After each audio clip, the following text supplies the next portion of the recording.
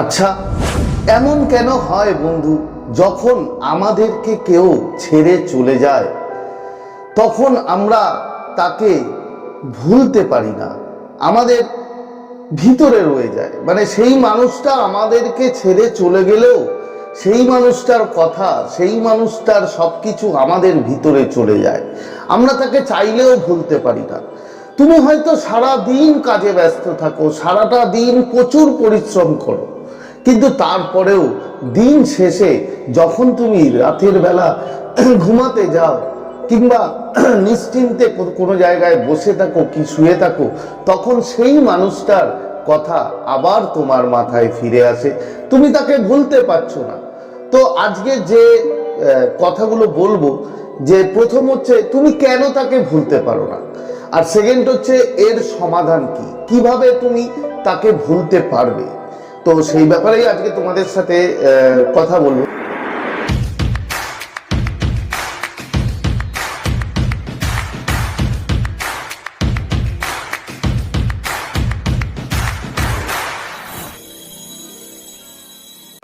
তো নমস্কার বন্ধুরা, স্বাগত জানাই আমার এই জাদুই দুনিয়াতে, যেখানে তুমি শুধুমাত্র হ্যাপিনেস, শুধুমাত্র খুশি, পজিটিভ পজিটিভ আর পজিটিভ।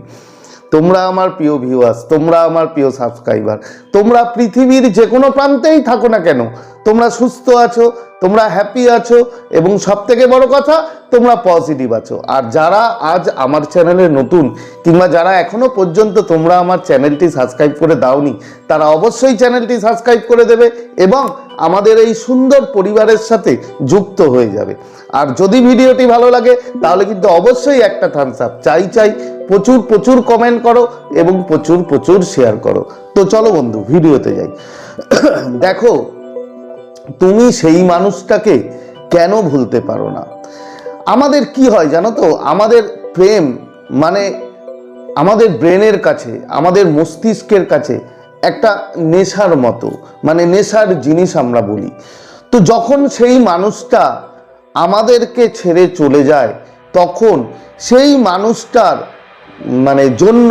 সেই মানুষটার জন্য আমাদের মস্তিষ্কে যে ডোপামাইন বের হতো, নির্গত হতো বা হরমোন, তো সেই ডোপামাইন বা হরমোনকেই বারবার আমাদের মস্তিষ্ক চায়, এবং চায় বলেই সেই মানুষটাকে বারবার আমাদেরকে মনে করায়, আমাদের এই ব্রেন, আমাদের এই মস্তিষ্ক। এবং তার জন্যই আমরা বারবার তাকে মিস করি, বারবার তাকে ভুলতে পারি না। এটাকে বলে উইথড্রয়াল সিম্পটম। এবং এটা কিন্তু কোনো বন্ধু ম্যাজিক নয়, কোনো জাদু নয় যে সেই মানুষটাকে আমরা ভুলতে পারছি না। এটা একদম পিওর সায়েন্স, যেটাকে বলে বিজ্ঞান, যে আমাদের ব্রেন থেকে ডোপামাইন যখন নির্গত হয়, সেই সুখের যে জায়গাগুলো, সুখের মুহূর্তগুলো আমাদের মস্তিষ্ক বারবার মিস করে, এবং মিস করে বলেই আমাদেরকে বারবার মনে করায়। সেকেন্ড কি? সেকেন্ড হচ্ছে ফ্যান্টাসি বনাম রিয়ালিটি।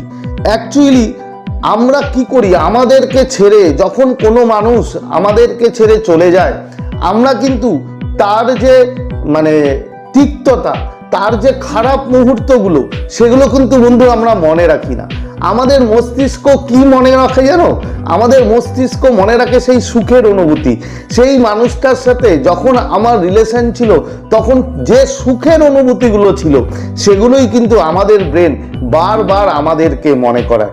কিন্তু তিক্ততা, একটা সম্পর্কে তো অনেক তিক্ততাও থাকে, তাই না? যেরকম সুখের মুহূর্ত থাকে, সেরকম খারাপ মুহূর্ত থাকে, কিন্তু আমরা তার খারাপ মুহূর্তগুলো, তার খারাপ কাজগুলো আমরা মনে রাখি না। আমরা বারবার তার ভালো সময়, তার সাথে কাটানো ভালো মুহূর্ত, সেটা মনে রাখি। তো আমাদের মস্তিষ্ক এটা জাস্ট একটা ভ্রমের আমাদেরকে রাখে। তো আমাদের কি করা উচিত? তিক্ততা আমাদের রাখা উচিত, যদি তুমি ভুলতে চাও তাকে। এটা গেল সেকেন্ড। এরপরে কি? সামাজিক মাধ্যম বা ডিজিটাল পিছুটান। সামাজিক মাধ্যম মানে হচ্ছে তুমি না চাইতেও বারবার তার প্রোফাইল চেক করো।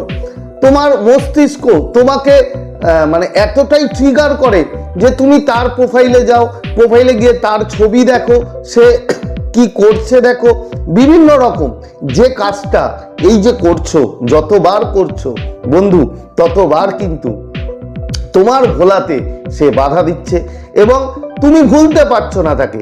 তো প্রধানত এই তিনটে যেটা বললাম, এই তিনটে কারণের জন্যই আমরা কিন্তু আমাদেরকে ছেড়ে যাওয়া সেই মানুষটাকে বন্ধু আমরা ভুলতে পারি না।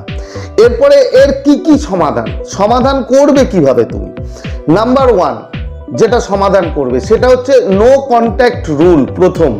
প্রথম মিনিমাম অন্তত 90 ডেজ মানে 90 দিন তোমাকে নো কন্ট্যাক্ট রুল ফলো করতে হবে। তার কারণ তোমার ব্রেন, তোমার মস্তিষ্ক যেন সময় পায় সেই মানুষটাকে ভোলা।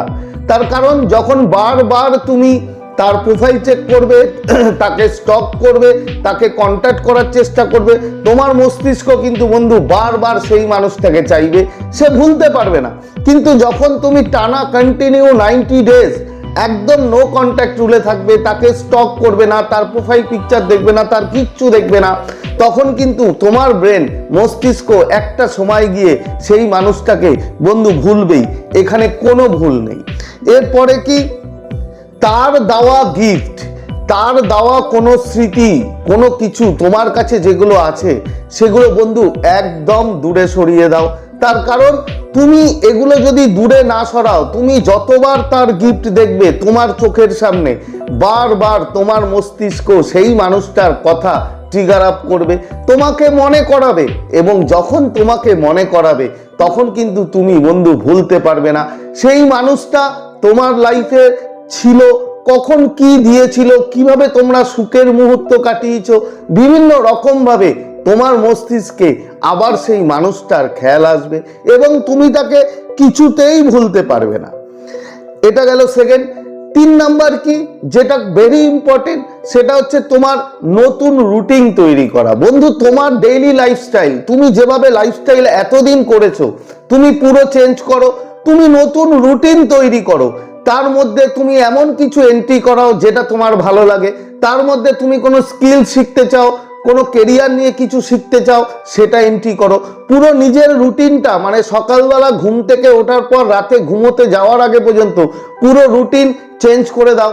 ওর মধ্যে তোমার ভালো লাগা জিনিসগুলো ঢোকাও, তুমি যেটা শিখতে চাও সেটা ঢোকাও, এবং যখন তুমি এটা দিয়ে নতুন রুটিন তৈরি করবে বন্ধু বিশ্বাস করো তোমার পুরোপুরি লাইফস্টাইলটাই চেঞ্জ হয়ে যাবে। এবং শুধু লাইফস্টাইল চেঞ্জ হবে না, তুমি সেই মানুষটাকে কিন্তু তোমার মস্তিষ্ক বন্ধু আস্তে আস্তে ভুলে যাবে এবং ভুলতে পারবে। একটা কথা বন্ধু মনে রেখো, তুমি কাউকে ভুলে যাওয়া মানে তার স্মৃতি ভুলে যাওয়া না, এবং তুমি তাকে ছাড়াই যে বাঁচতে পারো, তাকে ছাড়াই যে তুমি সুখে থাকতে পারো, সেটাই হচ্ছে ভুলে যাওয়ার মেইন কাজ। তুমি আজ যা কষ্ট পাচ্ছ, তুমি দেখবে 1 বছর পর গিয়ে এই কষ্টটাই তোমার কাছে একটা অভিজ্ঞতা বলে বন্ধু মনে হবে। তো নিজেকে ভালোবাসো, আর কিছু না। তো আজকে শেয়ার করার মতো ভিডিও এই ছিল, আশা করি তোমরা বুঝতে পেরেছো। আজকের মতো তোমাদের কাছ থেকে বিদায় নিচ্ছি, আবার খুব তাড়াতাড়ি দেখা হবে তোমাদের সাথে নতুন একটা ভিডিও নিয়ে। ততক্ষণ তোমরা ভালো থাকবে, খুশি থাকবে, হ্যাপি থাকবে, এবং সব থেকে বড় কথা পজিটিভ থাকবে। Thank you so much.